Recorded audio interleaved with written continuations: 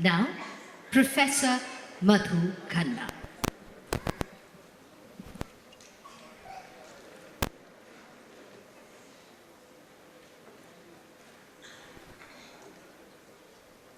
Namaskar, good afternoon. I want to begin by expressing my deep gratitude to respected Kanoria ji for organizing this amazing conference on a subject which is rare in modern India and on a subject that we need to reflect upon each moment of our life. I also would like to thank Rahul Verma ji and his team for such wonderful arrangements that they've done for us, and the wide cross-section of energies and intellectuals, scholars,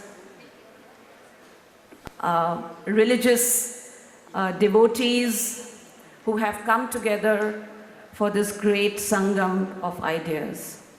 We've had two amazing presentations before I've come on the dais on the experiential dimension of spirituality, and I am afraid today I'm not going to be talking about the experiential dimension. I want to take you to a very different terrain of ideas. One of the things that struck me as I listened to speaker after speaker over the 2 days is that spirituality is like air and elements. It's everywhere in India. But then why is it so difficult that it's not happening in institutions?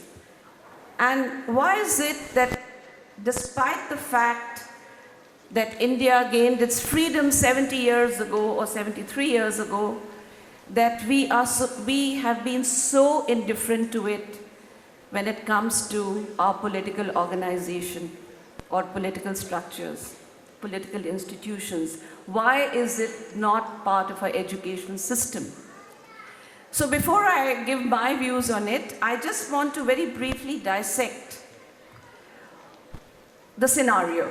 And I think it's something which every Indian should know, and it is something which has been spoken about earlier, but I just want to emphasize on it.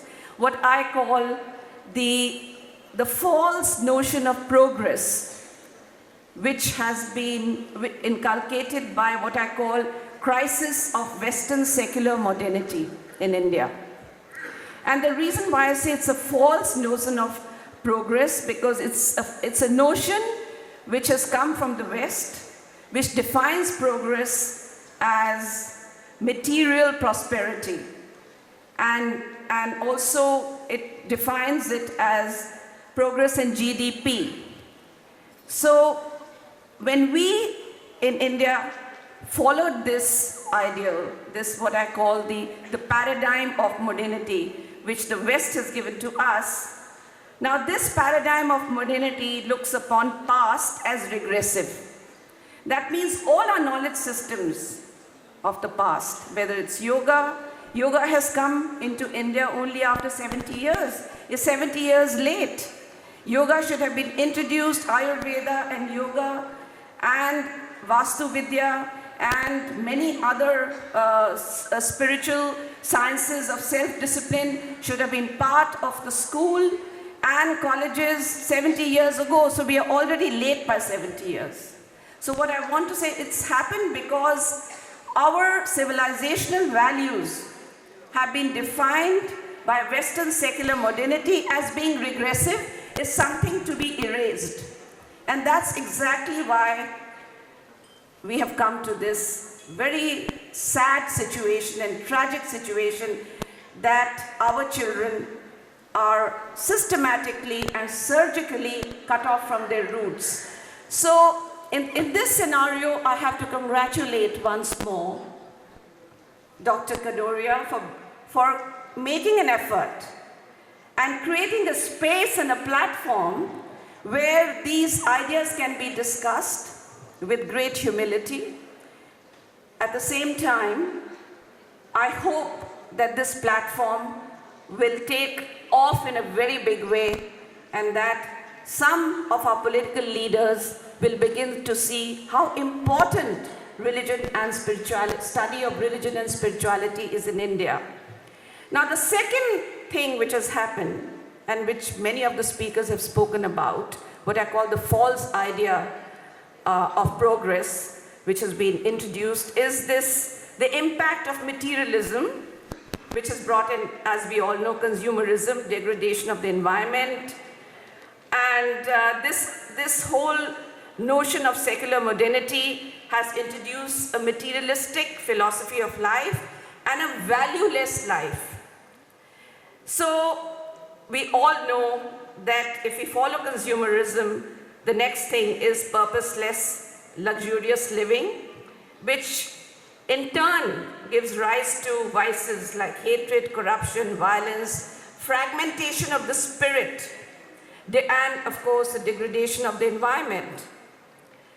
But as many speakers have shared with us before me, the humanity cannot outgrow the quest of transcendental experience. It's so deeply embedded in us. It's like our blood. And the two speakers before me very eloquently explained the experience of what constitutes essence of the self. Now, the third thing that this crisis of modernity brought about is that it introduced a modern system of education that is incompatible with real nature of humanity. What is the nature of the self? According to the Upanishads, the self, our Atma or our essence, whatever you may call, is enclosed with 5 sheets. We have the corporeal self, Annamaya Kosh. Then we have the Pranmaya Kosh, which is the body of breath. Then we have the Gyanmaya Kosh, which is the mind body. Then we have Vigyanmaya Kosh, which is the intuitive body. And then we have the Anandmaya Kosh. But modern education only caters for 2 of the sheets, which is the material self and the intellectual self. The other 3 aspects, and there are many others between this, are totally ignored. So modern education, as I see, is not in consonance or in harmony with the real nature of humanity. If modern education is not in harmony with the nature of humanity, how we are composed, what is our DNA, then how can universal spirituality take place at all? So, and this has resulted in, as I see, 70% of our young generation of Indians are totally cut off from their roots, and we can't blame them for it, because they have to learn about spirituality either from their families or from the public sphere. It's not taught at all in any institution. Now, the fourth crisis of modernity, as I see it, is that the belief that there is a technological fix to all our problems. So, for example, if the problem is environmental, we need a technology to solve it. We need machines to solve it. If the problem is social, then also we need, some kind of a technology. And if the problem is personal, for instance, then we need drugs to solve it. Not yoga, but drugs. So in other words, this idea that secular modernity has brought in a kind of a worldview which is totally materialistic. Now the question arises that how do we fix these problems? My own observation is that the crisis of modernity can only be redressed by, of course, self-introspection, self-awareness, and by changing the DNA of our consciousness. Because the DNA of our consciousness over the last 70 years has been totally messed up. And this is something, we see on the roads. Why is there so much violence? Why is there so much corruption? It's because we may have become nuclear giants, but we are ethical pygmies. And until a new ethos is inculcated through our institutions, in our families, in the public sphere, in the public domain, I don't see the change. Now, when we think of education, it's not just thinking about education that comes through scriptures and theologies. I'm thinking of education that comes through the arts, through music, through painting, through understanding our great art which our ancestors have left behind. I find that when I talk to young students, they don't know how to look at an icon. If you show them an image of Kali or Durga, they don't know how to read it. They don't know the principles on which the Hindu temples have been based. So these are things, that we have to inculcate in the modern education system, through which our younger generation will be sensitized to the understanding of what is our civilization.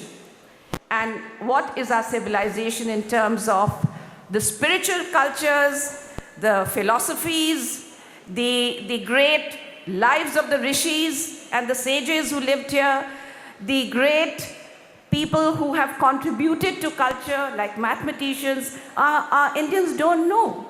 I had the fortune of studying in world's best university at Oxford, and I was amazed to see their knowledge about India, because they are open to India and they know that what India has given, no other culture has, no other civilization has given to the world. So very briefly, I want to, for some years I have been reflecting on this problem of what is to be done in India, because we have been diagnosing about spirituality, either personally or in terms of looking at it, finding solutions. But the most important thing is not to talk about problems, but also to find solutions as to what we can do about it. So I want to very briefly show you some research which I had done, which is very pertinent to today's discussion.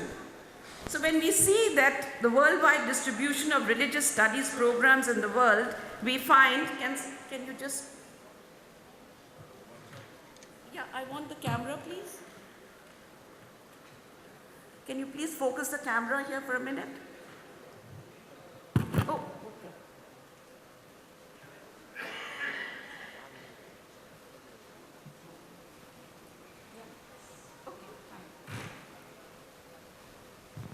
You see, I took a survey along with my students in Jamia as to how many universities in the world teach religion and spirituality.